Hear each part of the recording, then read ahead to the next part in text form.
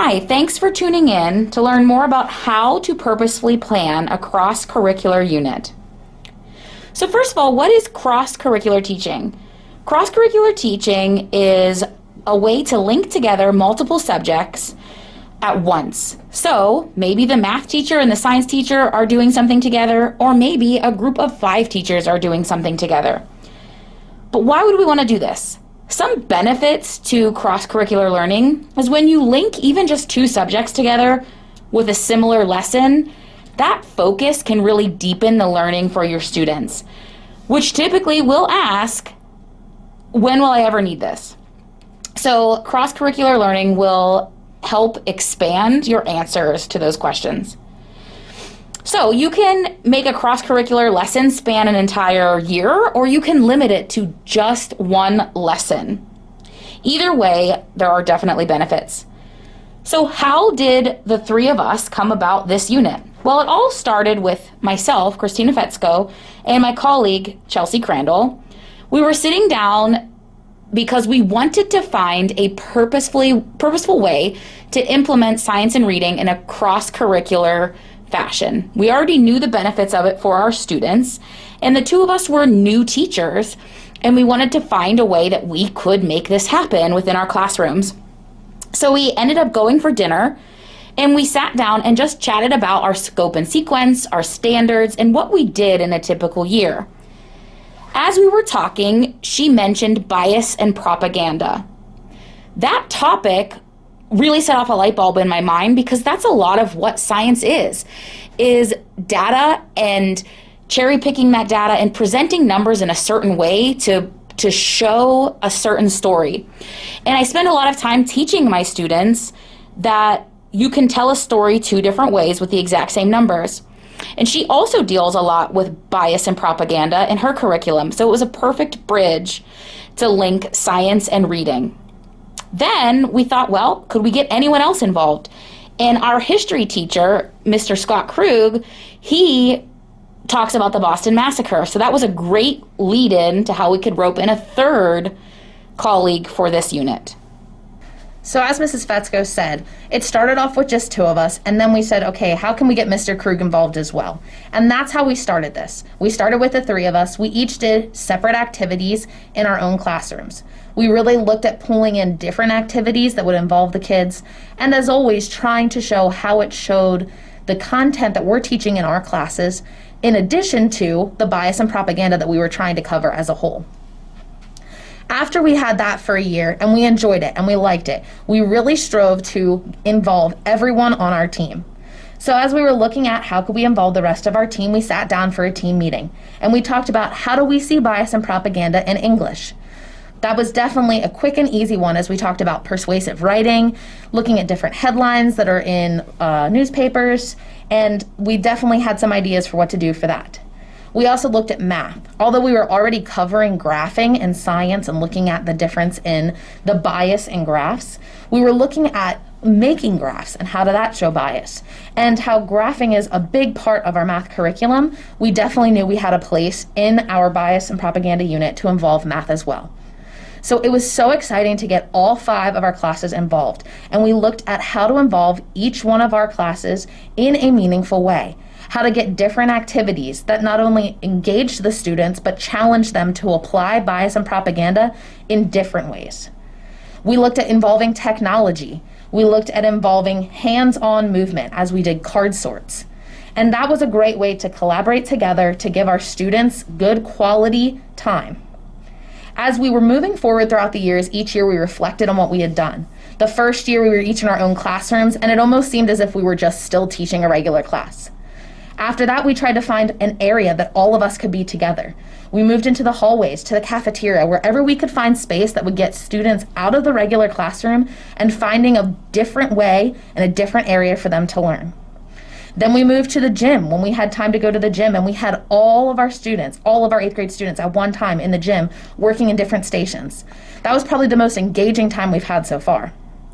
This year, although our plans have changed a lot with COVID, we ended up doing it completely online. And once again, we have to adapt. How can we change the activities that we're doing to make sure that we're reaching the students, we're engaging the students, and they're still getting the quality education that we're looking for and still getting how bias and propaganda is seen in all of our classes.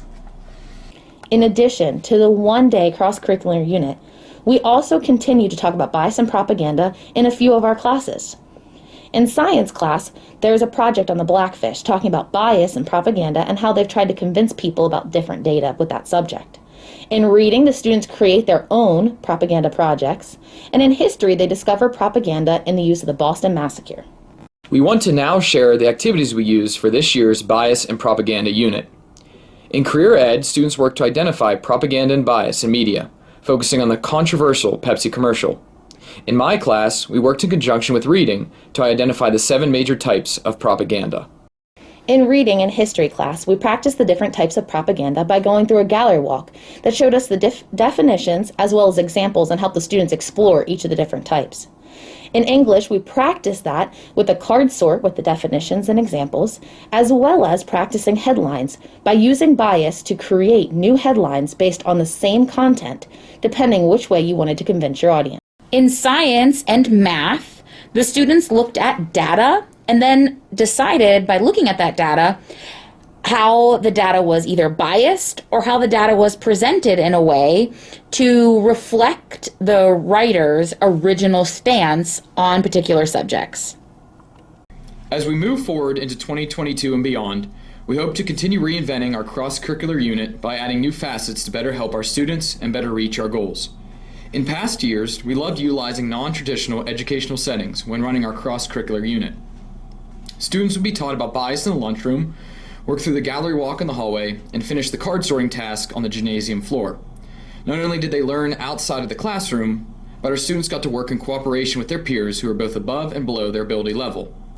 As our classes are organized homogeneously, the bias propaganda unit allowed us to break the routine and unite students across the academic spectrum.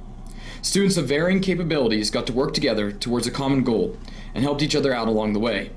Obviously, the pandemic has forced us to run the unit out of our classrooms and homes due to the snow day, but we look forward to letting our kids come together once again when things return to normal. As we were confined to our traditional classes and teaching spaces for this year's unit, that wasn't till the snow hit, we quickly realized that additional adaptations would need to be made for our lower groups. Because our homogeneous groups would not be separated and teamwork across the ability levels was no longer an option, we each found new ways to level our instruction and the resources we were using. Regrettably, this led to a less than desired teacher-driven experience.